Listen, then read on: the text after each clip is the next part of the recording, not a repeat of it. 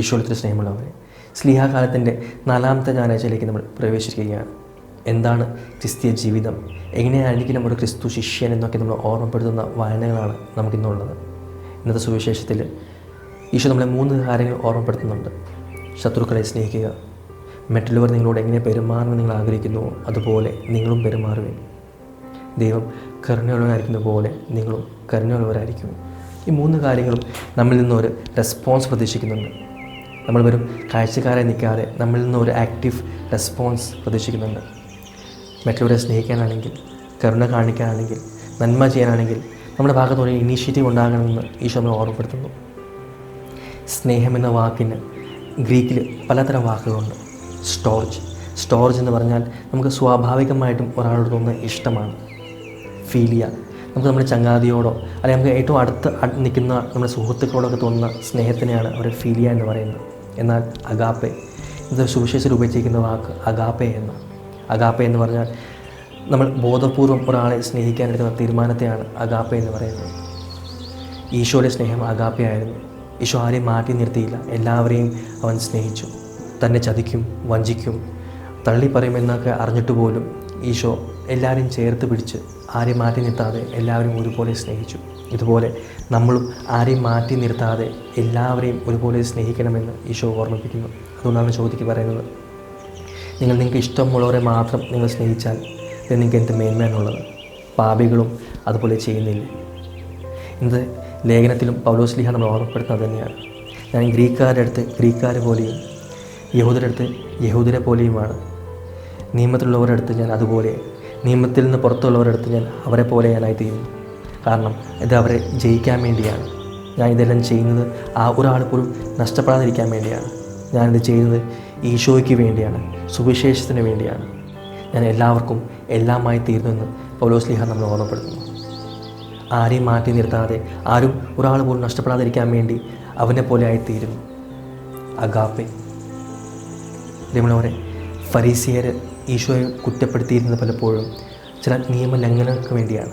അവൻ കാല് ശരിക്കും കഴുകിയില്ല, സാബത്ത് ശരിക്കും ആചരിച്ചില്ല, സാബത്ത് ദിവസം രോഗികൾക്ക് സൗഖ്യം കൊടുത്തു എന്നൊക്കെ പേരിലാണ്. പക്ഷേ ഈശോ അതിൽ നിന്നൊക്കെ ഒരുപടി ഉയർന്നുകൊണ്ട് ചോദിക്കുകയാണ്, ശത്രുക്കളെ നിങ്ങൾക്ക് സ്നേഹിക്കാൻ പറ്റുമോ?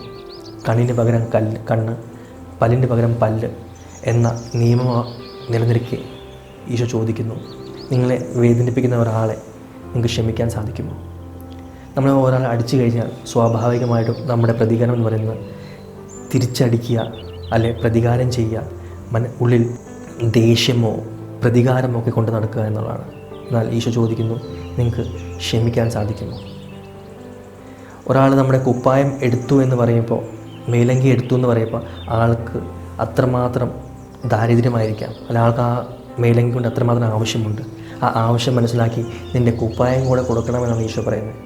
അതായത് നീ അവൻ്റെ ആവശ്യം മനസ്സിലാക്കി അവനെ നൽകണം, അവനോട് കരുണ കാണിക്കണം. അല്ലെങ്കിൽ പിന്നെ നിങ്ങളും പാപികളും തമ്മിൽ എന്ത് വ്യത്യാസമാണുള്ളത്? എന്ത് മേന്മയാണുള്ളത്? ഈശോ ഇത് നമ്മളോട് പറയുന്നത് നമ്മൾ ദൈവത്തിനെ പ്രീതിപ്പെടുത്താൻ വേണ്ടിയോ ദൈവത്തിൻ്റെ ജനമായി മാറാൻ വേണ്ടിയോ അല്ല, മറിച്ച് നമ്മൾ ദൈവത്തിൻ്റെ ജനമാണ്, നമ്മൾ ദൈവത്തിൻ്റെ മക്കളാണ്. അതുകൊണ്ട് തന്നെ നമ്മൾ ദൈവത്തിനെ പോലെ ആയിത്തീരണം. ദൈവത്തിൻ്റെ സ്വഭാവം കരുണയാണ്, അതുകൊണ്ട് നമ്മളും കരുണയുള്ളവരായി മാറണം.